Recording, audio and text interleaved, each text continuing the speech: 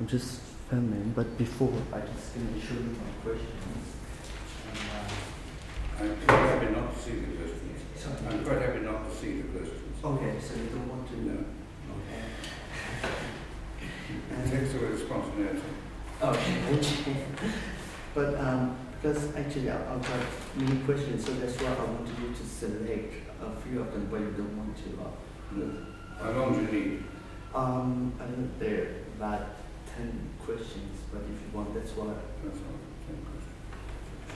Thank you so much. First, Lord Heseltine, I want to thank you. Thank you so much for giving you time to us as not professional, actually professionals, and just we just published our first issue called Politics Made Public, and we were actually very honored to have you as our first guest, a personality like you. So we actually take that granted, and thank you so much.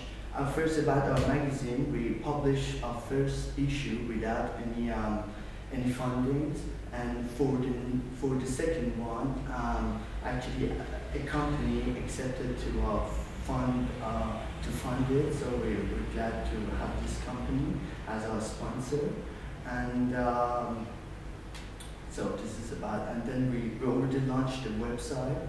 If you wanted to check it out, it's called Politics Made Public. And would you just allow me to ask you my first question? First, you are a big personality for Conservative Party, and you were regarded as the Tarzan of the Conservative Party, and your career is regarded as one of the most fascinating and genuinely innovative careers of modern times. We still remember you swinging the scepter in the House of Commons.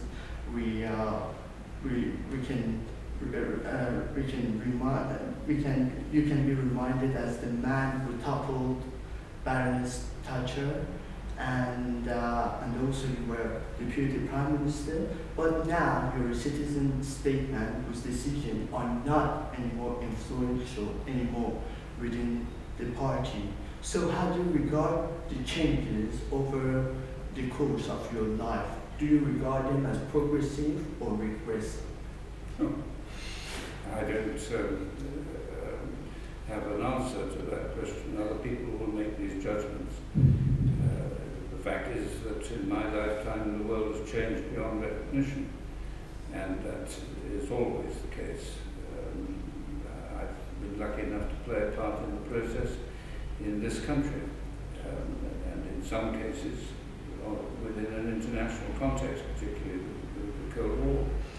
But the changes that are taking on are dynamic and will continue long into this century. Thank you.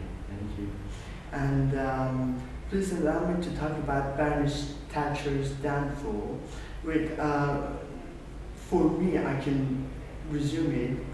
For me, it's to be resumed in 3 acts, like in a drama. First act is that you resigned in 1986 because there was a war going on over the helicopter company in Yeovil. So you resigned, and you were the first minister to resign after 100 years.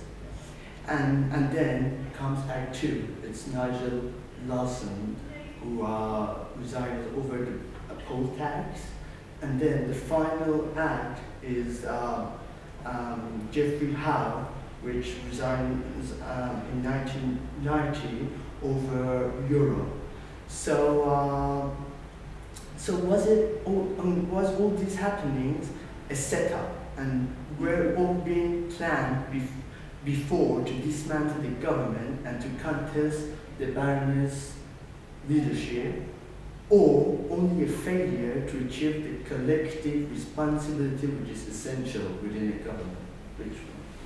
Well, there was certainly no strategy, no plan, no coordination. One of the biggest surprises of my political career was Geoffrey Howe's resignation in 1990.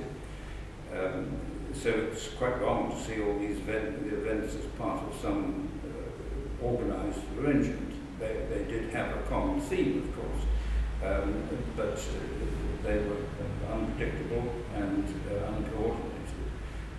Having resigned, Jeffrey left me in a very exposed position, particularly the last words of his speech, when he said it's now for someone else or for others to determine the way forward. And of course the focus fell on me, and I decided that it was a lonely choice, but I made the one that seemed to make sense to me. Thank you. And in your memoirs, you say that you wanted a culture change across both the public and private sectors, in which millions of people identified the enhanced forge as a contribution towards Britain's national performance. So, to what extent did you achieve your goal? You never achieve your goal. You sometimes take a few tiny steps in the direction that you hope to move. There is no doubt that the relationship between the public and private sector is closer today than it has ever been. There is a growing recognition of interdependence. I think that Britain's changed status in the world has perhaps made people realise that we have to look to see how other countries do as well as they do and learn lessons from that. We've not been very good at doing that in the past. So that interdependence has been a big improvement in my view. Thank you. My other question actually is that some of these coalition's government's policies, such as help to buy schemes, which was initially your policy in the 80s, to put into sales council houses, and also privatization of rural remind me of Baroness Thatcher's time. So do you regard this coalition government as a Thatcherite government? No, that's, I'm afraid your history is wrong. The right to buy was born under Ted Heath in 1974, when it was first announced in the Conservative Manifesto. And the Post Office, the Royal Mail privatisation, we didn't succeed in doing in the 1990 when John Major was Prime Minister. We should have done, but we hadn't got a majority. Okay. So this government is, because David Cameron, there was a tribute to Baroness Thatcher, and then there was a documentary, and he said we all Thatcherite, so we don't think that that's right. They're all not Thatcherite. Entirely a matter of his opinion. Okay. Thank you. And you wrote a report last year proposing some reforming measures for the government. Do you think how far the Chancellor and the Prime Minister took your report seriously? They took it seriously. The implementation is in a very early stage, but I think it's irreversible. And I think that under any foreseeable government, the process of devolving power back to much closer where it was in the 18th and 19th century, and much closer to what every other advanced economy in the world does, is now an unstoppable process. But it will take time. Thank you. And so now I'm going to talk about Europe. And so what do you think about David Cameron's strategy on the in-out referendum in 2017? Will it work on the assumption that if the UK stays within the EU, but they want to negotiate the treaties, whereas other countries, such as Germany, they said that we don't want to negotiate anymore. So what do you think? Well, we've spent our time under different leaders negotiating the relationship with Europe. Jim Callaghan, Margaret Thatcher, John Major, they all had views about how they could get a special deal for this country, and to some extent they all succeeded. David Cameron is going to have another attempt. It's unpredictable. The scale of his achievements, it's a long way off. And much more important, first of all, as far as I'm concerned, is to help him to win the election, to be in a position to do anything anyway. Yes. Okay. And And if David Cameron loses, would you like him to stay as a leader of Conservative? Or it's entirely matter for him. I mean, I don't think he's going to lose. Okay. And absolutely right. A few weeks ago, Swiss, in a referendum that they do it very often, with a tight margin of 50.3%, voted against immigration, and last just Sunday, just a few days ago, in France, the National Front of Marine Le Pen, actually more than 50% of the candidates, they were qualified for the second round for local elections. So do you think that this is a woke-up call for political parties, and especially your party? I think that the rise of right-wing extreme parties is a product of the recession. And you can see it in Germany, you can see it in Holland, you can see it in France, and we have the UK, they call it Independence Party in this country, I call it the UK Isolationist Party. They all the same frustration with the state of the economy. And would you, is it right that you regard them as a racist party? There's a racist element. And, okay, but is there, you think that they're just same party as BNP, or is it the same because BNP? There's an overlap. Okay, thank you. And so, another thing I want to know about your opinion on the autumn statement that the Chancellor announced last Wednesday. Actually, it's a good news for pensioners because they're gonna they reformed the annuities, so on pension pots. So it's a good news, and for savers that they already save money. But what about those who are unemployed and they don't have enough money to save? What about youngsters that Chancellor just mentioned one time their names? It was when announced to enhance small businesses, and then he announced 100,000 apprenticeships, whereas that we got 3 million unemployed amongst youngsters in this country. Well, your figures are wrong. There's nothing like 3 million people in total unemployed. It's something closer to 2.5, including the whole population. And we've got more people at work than in the history of this country. And so the government's policies have been bringing down the levels of unemployment in every sector and in every part of the country in very difficult circumstances. I don't think you should take the autumn statement simply as a context of its own. The Prime Minister is always talking about the new jobs, the number of small businesses being started, about the rate of growth in the economy, as is the Chancellor. There's no doubt at all that the transformation in our affairs economically since this government was elected is extremely encouraging. And my own view, strongly held, and I've predicted for some time, is that they will win the next election. I can't tell you the size of the majority or whether it will be a coalition, but I do not believe that the Labour Party will form a government. And I think that the economics and the politics are now coincidental to the re-election of David Cameron as Prime Minister. Thank you. Nowadays, we hear about Scotland and Scotland's independence. A few weeks ago, Alex Salmond, Scotland's First Minister, accused the Chancellor of bluster and posturing after the Chancellor said that we can't be coming to share a currency with Scotland after the independence. So what's your opinion in regard to this matter? Well, I think it's academic because I don't think the Scots are going to vote for independence.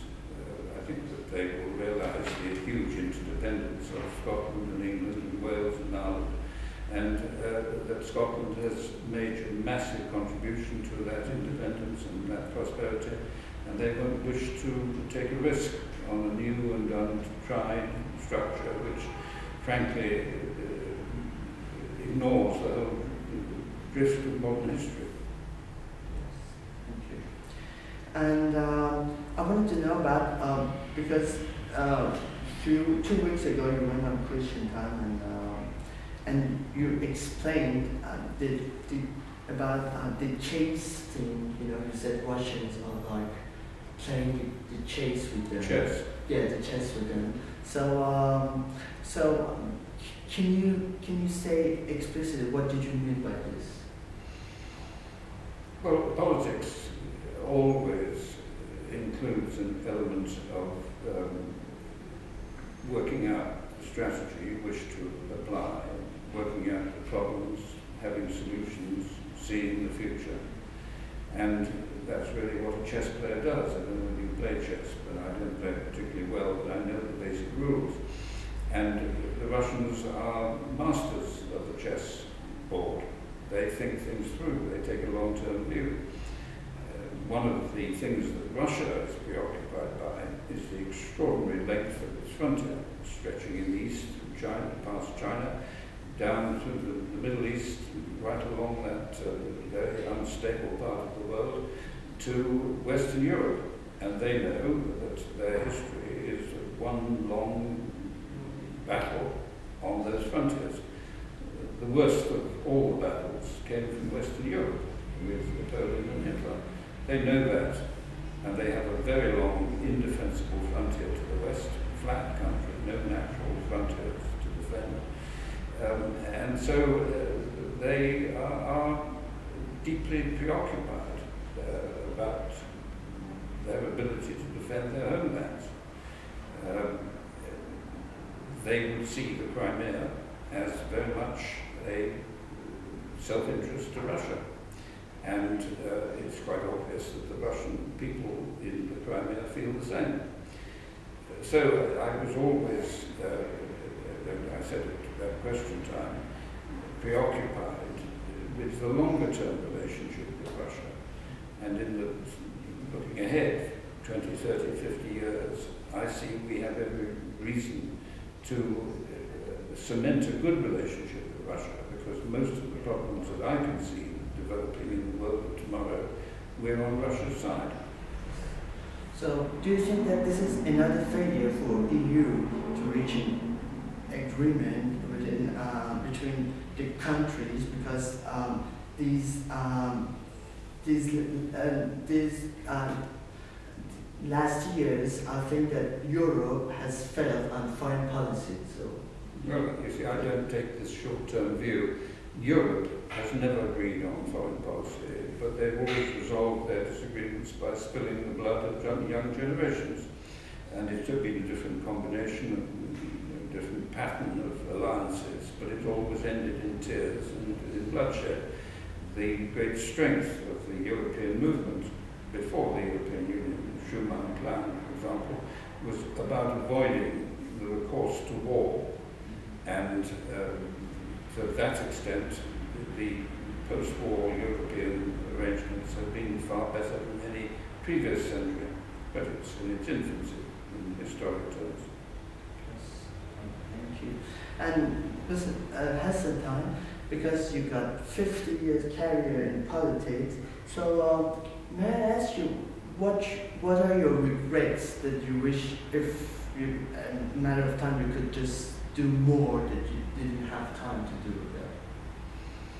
I don't spend my time moaning about the past. There's so much more to do in the future. The great thing is to have the time to do it. Okay, thank you. And last question, it's more personal. It's because I'm Persian, and I know that in 1972 we came to Iran. The Shah invited you.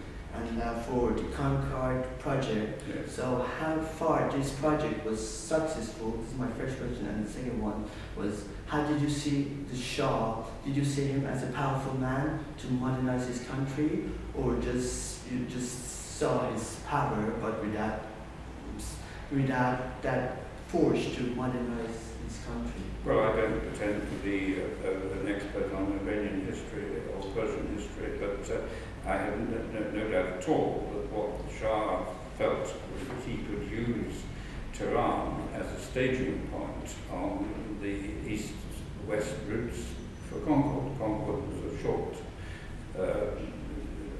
flight, 3,000-mile range aircraft, so it had to get to the Far East, it had to land in several occasions. And the Shah was very keen that Tehran was one of the major staging points. So he had a vision for the opportunities for that airport. But thank you so much, President Heseltine. Thank you so much for answering to all my questions. And on behalf of Politics Made Public, my colleagues, I thank you and thank you so much for being here. Okay, thank you very much.